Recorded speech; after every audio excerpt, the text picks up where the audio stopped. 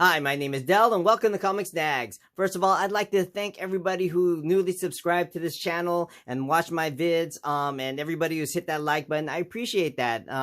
It helps so much to see that these videos are getting watched by people other than my family and they're enjoying it. So thank you again so much. And if you are a new viewer, please don't hesitate to hit that subscribe button. Okay, let's get on with the comic books. I bought another bunch of comic books for $2 each, and I also have some half-price comic books.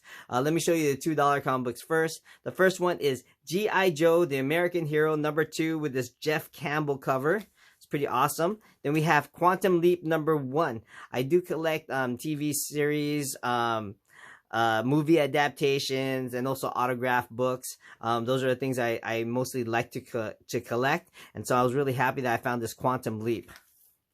And then I picked up Infinity Inc. #28. This is a Todd McFarlane cover. I believe he also did the insides as well, featuring Mr. Bones.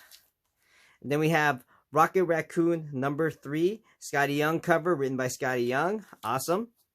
Then I picked this one up. I wasn't quite sure about it, but I thought it was, I opened it up and I was actually quite amazed what was inside. This is Good Girl Art Quarterly, #8. This is a tribute to Betty Page.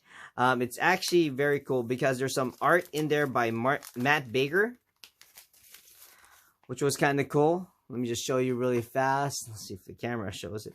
And it's basically characters that look like Betty Page.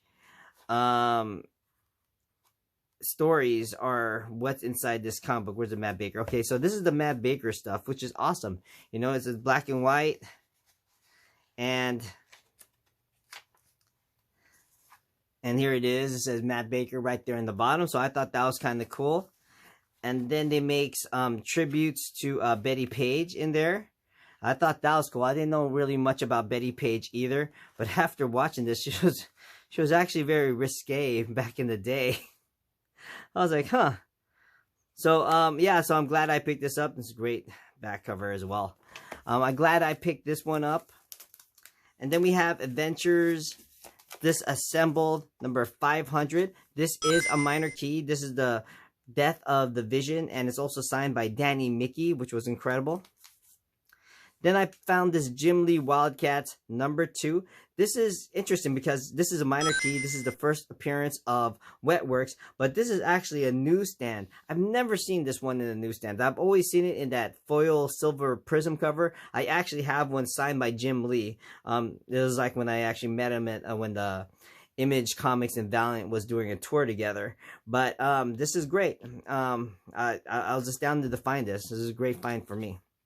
Then I found Uncanny X-Men #194. This is a newsstand. This is also a minor key. This is the first appearance of the Strucker twins, Andrea and Andreas von Strucker. Then I found this Doctor Who #4. I'm not quite sure which the series is because his head is blocking it. But I'm not a big Doctor Who fan in general. But I did pick this up because it has this Ottawa Comic Con logo on there, and like I said, I pick up anything with that with any sort of logo on there that's kind of different, and I'm actually glad I picked it up because I think it might be worth a little bit more money, at least more than the $2 I paid for. Then this is Elektra Saga #2. These are reprints of Frank Miller's Daredevil run with Elektra, but then it's got a really cool cover by Frank Miller. Infinite Crisis #2. I didn't find 3 or 5, but I did find 2, and this is the Jim Lee cover of it. Well, 3 and 5 is basically the Blue Beetle, Jaime Reyes, right? So we have Marvel Fanfare #50 with this angel cover. I picked this up because I remember watching some video or TikTok video that talked about this Marvel Fanfare. It was a while back, so I'm not really quite sure if this was the cover or not, but I think this was it. So I found it for $2. Then I found Batman Returns. This is the adaptation of the movie. I thought it was great. I've never seen this. I always see the first Batman, but I never see Batman Returns. So I'm actually happy to have this in my collection. It's got Penguin and Catwoman on the cover. Awesome.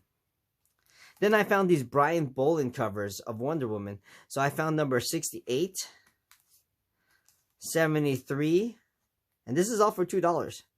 It's great covers. 74. And I found the iconic Wonder Woman cover by Brian Bolland. So I thought that was actually pretty cool. I picked these books up for half off, and this is a German D Speen. I guess that means Spider-Man in German. I'm not sure. But the sticker price said $50, so I bought this for $25. This is actually a Todd McFarlane reprint of Amazing Spider-Man number 304, I believe. Yeah, that's it. I'm glad I picked it up. That was actually a little unusual. Then I picked up Captain Marvel number 8. This is a minor key. This is the first time Chewie, her cat, is revealed to be a Flurkin.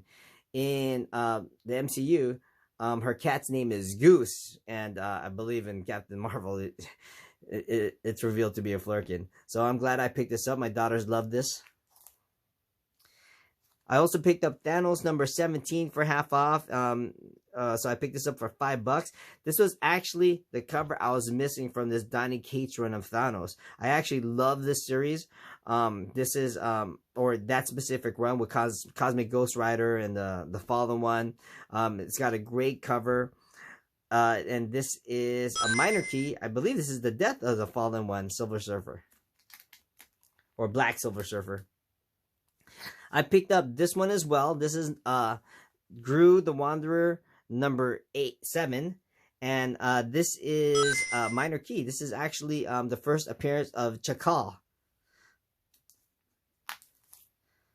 And then I picked up All New Wolverine number 2.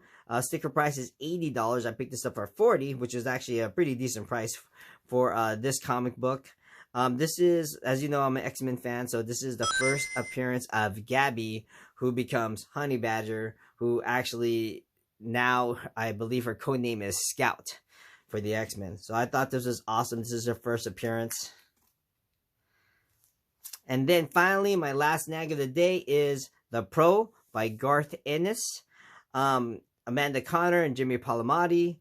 I think this is awesome. This is actually a spec book. I think I heard it was being optioned. So I'm glad I found this and picked it up. But not only did I pick up the Pro, this is actually a variant. This is, like I said, I pick up any of these things with these little symbols. This is the more expensive but cheaper than a hand job limited convention edition 2002.